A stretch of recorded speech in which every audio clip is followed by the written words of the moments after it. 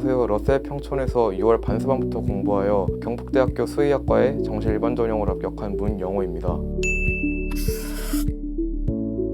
제일 큰 이유는 집이랑 가까워서였고, 또 고3부터 올해 수능까지 같이 준비한 친구가 러셀 바자관과 장학금 혜택이 좋다고 추천해줘서 선택했습니다.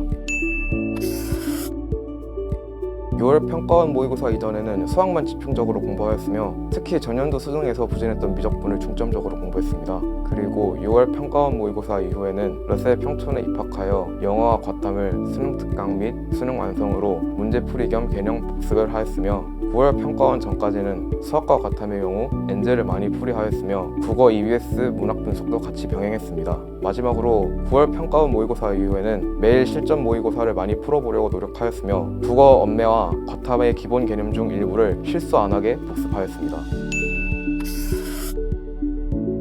국어는 언어와 매체를 선택했습니다. 아무래도 전년도 수능 독서가 너무나도 어려웠기 때문에 선택 과목과 문학 영역을 최대한 단축해서 독서에 쓸 시간을 최소한 45분 이상 남기는 것을 목표로 했습니다. 그러기 위해서 EBS 문학 연계 작품 분석은 필수라고 생각했고, 엄선경 선생님 강의를 들으며 정리를 했습니다. 독서는 훨씬 더 어려운 지문들에 대비할 필요가 있다고 느껴서 이원준 선생님의 강의를 들으며 공부를 했습니다. 언매는 수능 특강 개념들 요약 노트를 만들었고, 코얼 모의고사 기출들에서 언매 문제만 뽑아서 풀었습니다. 수학은 미적분을 선택했습니다. 저는 반수를 했는데 수학만큼은 감을 잃으면 안 되겠다 생각하여 대학을 다니는 중에도 주말마다 단과 수업은 꼭 들었습니다. 워낙에 중요한 과목이다 보니까 하루에 공부의 절반 이상은 수학에 투자하였습니다. 수학 공부 방법은 사실 많이 풀어보는 방법밖에 없긴 한데요, 무지성으로 막 풀이하는 것보다는 교훈을 느끼면서 풀이하는 것이 중요하다고 생각합니다. 저 같은 경우에는 제가 틀렸던 문제들을 1차적으로 실력이 부족해서 틀렸던 것과 실수로 틀렸던 것을 분류했고, 2차적으로 그것들이 어떠한 유형인지 분류했습니다.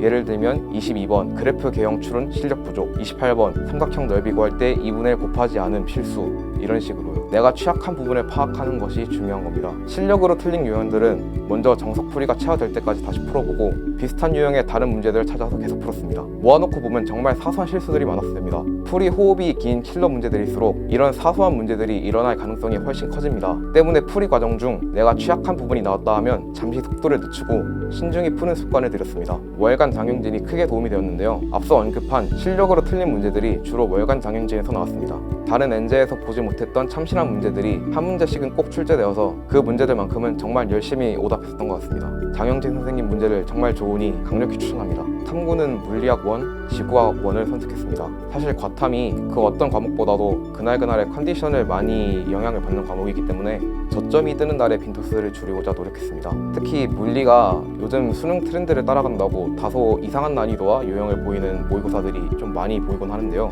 저는 오히려 채점하고 나서 의기소침해지는 때가 더 많아서 그런 모의고사들은 시간 제한 없이 엔제처럼 풀었습니다. 그런 점에서 MEDF가 딱 적당한 난이도로 잘 출제되어서 실력 측정하기 딱 좋았던 것 같습니다. 과탐 또한 수학과 마찬가지로 많이 풀어보는 수밖에 없습니다. 다만 지구과학은 다른 탐구 과목들과는 결이 좀 다릅니다. 아무래도 암기, 자료 해석 위주의 시험이라 그런 것 같습니다. 지구과학은 시중에 풀리는 문제들 자체도 적은 편이기 때문에 수능 특강과 수능 완성을 위주로 여러 번 복습했습니다. 쾌적한 환경에 공을 많이 들인다는 게 느껴졌습니다. 대형 공기청정기도 있고 에어컨도 잘 작동하고 책상 위마다 공기 정화 식물들과 숯을 비치해주는 등의 노력 덕분에 쾌적한 환경이 유지됐던 것 같습니다. 또 책상이 매우 넓어서 모의고사 풀 때도 편했고 책을 여러 권 펼쳐두고 노트 정리하기에도 편했습니다. 저렴한 가격에 양질의 급식을 제공해주는 게 상당히 좋았습니다. 바깥 식당보다 3,000원가량 더 저렴한 가격에 식사를 해결할 수 있어서 돈을 좀 더 아낄 수 있었던 것 같습니다. 한 달에 한 번씩 메가대성 모의고사로 수능에 대한 감각을 익히는 것도 도움이 됐습니다. 수험생 입장에서 6평, 9평을 제외하면 모든 과목의 모의고사를 풀어볼 기회가 흔치 않은데요, MEDF 덕분에 체력 관리와 수면 패턴 관리 등에서 더 신경을 쓸 수 있었던 것 같습니다. 저에게는 장학 혜택이 가장 큰 도움이 되었습니다. 전년도 수능 성적으로 전액 장학을 받고 입학하였는데요, 덕분에 부모님의 지원을 덜 받고도 돈을 아껴 교재비에 투자하는 등 마음껏 공부할 수 있는 여력이 생겼습니다. 제 MEDF 성적이 그다지 좋은 편은 아니었는데요, 그때마다 선생님께서 제 위치를 객관적으로 분석해 주셔서 스스로 반성하고 자만하지 않을 수 있었습니다. 또 여러모로 학원 규칙을 어긴 적이 많았었는데요, 그때마다 일방적으로 다그치지 않으시고 훈계를 하시더라도 온화하게 해주셔서 감사했던 적이 많았습니다. 많은 학생들이 100일 안에 성적 올릴 수 있을까요? 이런 질문들을 하는데 잠시 제 현역 때 이야기를 하겠습니다. 고3 6월과 9월 수학 성적이 각각 72.3등급, 80.2등급이었는데 수능 때 1등급을 받았었거든요. 대단하죠? 심지어 가형 시절이었는데 실력 향상은 결국 다 자기 하기 나름입니다. 저도 현역 때 수능 1등급 받을 거라 생각 못했고 올해도 100분이 100을 받을 거라고 생각 못했습니다. 남들이 불가능하다 해도 나는 된다는 마인드, 이전까지 남들이 못했다면 내가 최초가 되겠다는 마인드를 갖길 바랍니다.